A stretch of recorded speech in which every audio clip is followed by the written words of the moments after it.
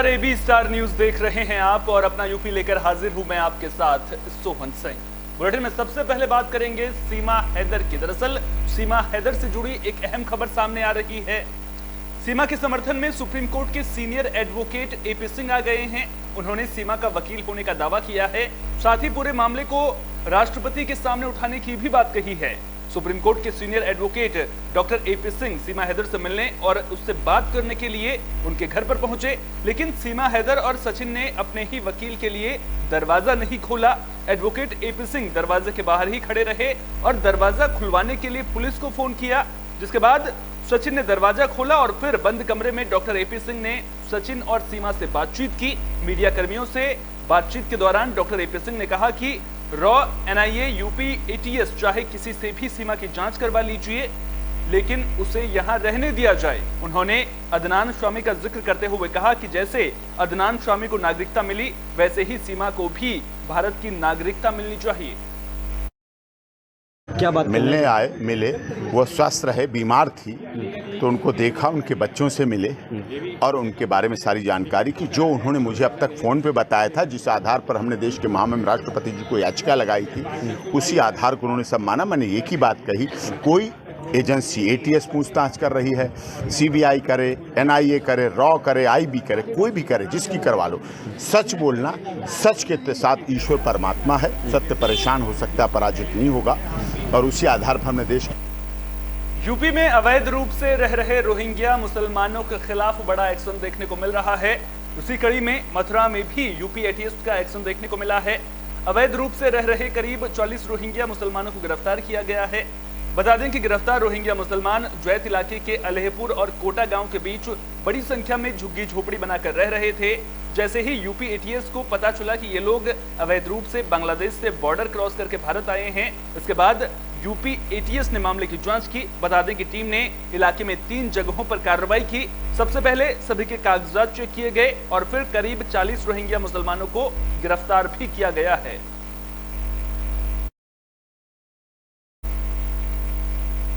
यमुना और हिंडन नदी का जलस्तर लगातार बढ़ रहा है, जिसके बाद नोएडा में बाढ़ जैसे हालात बनते हुए नजर आ रहे हैं। नोएडा के जो तटीय इलाके हैं, जो इन नदियों के किनारे वाले इलाके हैं, वहां पर बाढ़ का खतरा झेलना पड़ रहा है। जिला प्रशासन ने भी बाढ़ का अलर्ट जारी करते हुए लोगों से डूब क्षेत्र छोड़कर सुरक्षित स्थानों पर जाने की अपील की है। दरअसल सालभर नाले के रूप में बहने वाली हिंडन नदी इस वक्त उफान पर है। नदी में गाजियाबाद बैराज से सामान्य की अपेक्षा 2 गुना पानी छोड़ा जा रहा है, जो अब लोगों के घरों में घुसने लगा है। यमुना नदी के डूब क्षेत्र में ज्यादातर फार्म हाउस बने हुए हैं। वहीं हिंडन नदी डूब क्षेत्र में गाजियाबाद की सीमा से लेकर ग्रेटर नोएडा के क्षेत्र में कई बड़ी अवैध कॉलोनी बसी हुई है, जिनमें बहलोलपुर, छिजारसी, सोरखा में लोग लाखों की संख्या में रहते हैं और बड़ी संख्या में मकान बने हुए हैं। जलस्तर बढ़ने के साथ ही लोगों की मुसीबत भी बढ़ रही है, क्योंकि यहां पर बने कच्चे मकान बाढ़ की चपेट में आ सकते हैं। गाजियाबाद बैराज पर डाउनस्ट्रीम में हिंडन नदी के खतरे का निशान 205.80 है, जबकि हिंडन नदी इस वक्त खतरे के निशान से सिर्फ 5 मीटर नीचे बह रही है। सामान्य दिनों और हिंडन नदी में रोजाना 6 से 7 हजार क्यूसेक पानी छोड़ा जाता है, जबकि इस वक्त 15,307 क्यूसेक पानी छोड़ा जा रहा है, जिससे बाढ़ का खतरा बढ़ रहा है।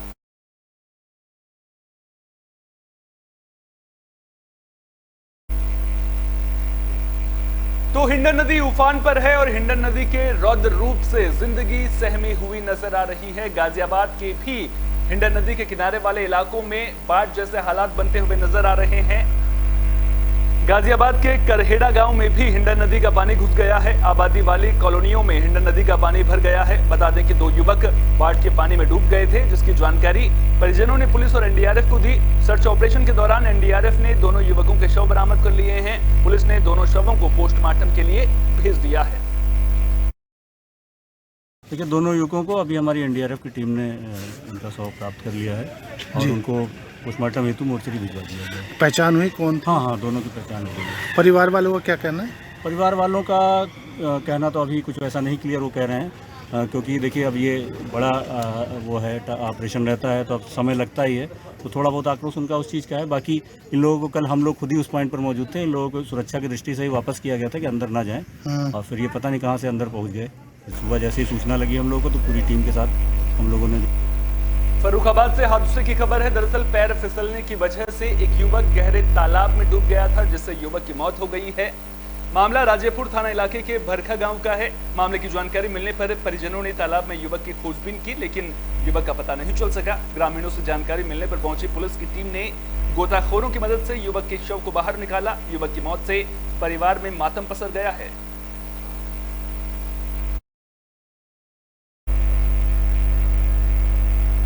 बुलेटिन में बात रामपुर की, जहां भारतीय किसान यूनियन के टिकैत गुट के नेता धरने पर बैठे हुए हैं। नेताओं के साथ कार्यकर्ता भी मौजूद हैं। नामी सीबीएसई स्कूल के प्रबंधक पर गंभीर आरोप भारतीय किसान यूनियन टिकैत गुट ने लगाए हैं। दरअसल सीबीएसई स्कूल के प्रबंधक सौरभ गुप्ता ने थाना सिविल लाइन में बीकेयू नेता के खिलाफ रंगदारी और जबरन वसूली की शिकायत की थी, जिस पर किसान भड़क गए और कलेक्ट्रेट में बेमियादी हड़ताल शुरू कर दी। इस दौरान टिकैत गुट के कार्यकर्ताओं ने डॉक्टर सौरभ गुप्ता शिक्षा माफिया के नारे लगाते हुए उनका पुतला भी फूंका।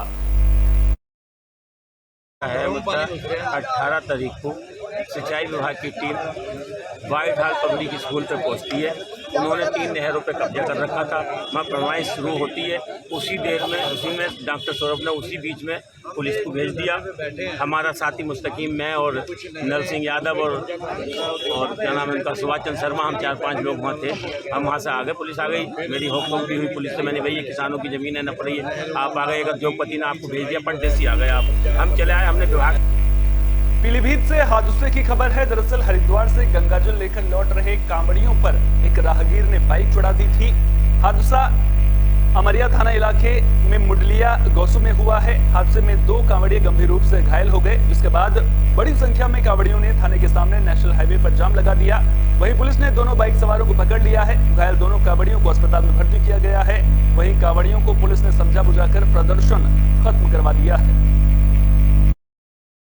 ये था, आज भोले का एक्सीडेंट हुआ, मौके वारदात पे पुलिस पहुंची, मगर उसके खिलाफ कोई भी कार्रवाई नहीं की गई है अभी तक। ना ही हमें सिर्फ तसल्ली दी जा रही है कि ये हो रहा है वो हो रहा है, मगर आज तक अभी भी कुछ भी नहीं हुआ। हमने इसीलिए जाम लगाया है, अभी भी हमें तसल्ली दे रहे हैं, मगर उनके खिलाफ कोई भी कार्रवाई नहीं की गई है। क्यों नहीं की गई, हम ये जानना चाहते हैं। क्या कार्रवाई? आज सुबह 11 बजे के आसपास 2 कांवड़िए मोटरसाइकिल से हरिद्वार से जल लेकर आते हैं। अमरिया थाना क्षेत्र के पास गांव बॉर्डर पे ही गांव है मुडलिया के पास एक अन्य मोटरसाइकिल से इनका एक्सीडेंट हुआ, जिसमें से संजीव कुमार और भानु प्रताप, ये बरेली शाही थाना बरेली के रहने वाले हैं। तो इसमें दोनों को यहाँ पर जिला अस्पताल में भर्ती कराया गया। जो भानु प्रताप है वो। फिरोजाबाद जिले में पुलिस को बड़ी कामयाबी मिली है। शिकोहाबाद पुलिस ने एटीएम में फेविक्विक डालकर पैसे निकालने वाले बदमाशों को गिरफ्तार कर लिया है। तो शिकोहाबाद पुलिस ने एटीएम से ठगी करने वाले एटीएम हेलो गैंग के 5 सदस्यों को गिरफ्तार किया है, जिनके पास से 12 एटीएम कार्ड, 2 सिम कार्ड बरामद किए गए हैं। इसके अलावा 43,350 रुपए नकदी और फेविक्विक भी बरामद की गई है। आरोप है कि गिरफ्तार बदमाश एटीएम मशीन में फेविक्विक डालकर फ्रॉड करते थे।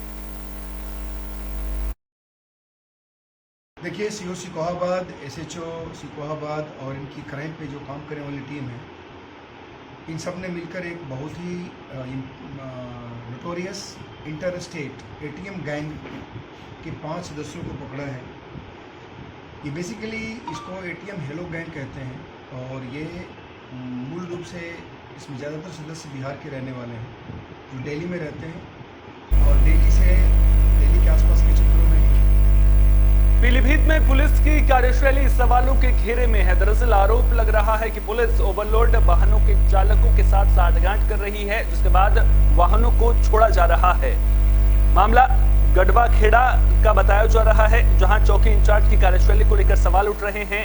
आरोप है कि चौकी इंचार्ज अजीत कुमार ने मिट्टी से भरे डंपर को साठगांठ करके छोड़ दिया था। पुलिस और मिट्टी भरे डंपर चालक के बीच हो रही बातचीत के फोटो भी सोशल मीडिया पर वायरल हो रहे हैं। हालांकि एबी स्टार न्यूज वायरल खबर की पुष्टि नहीं करता है।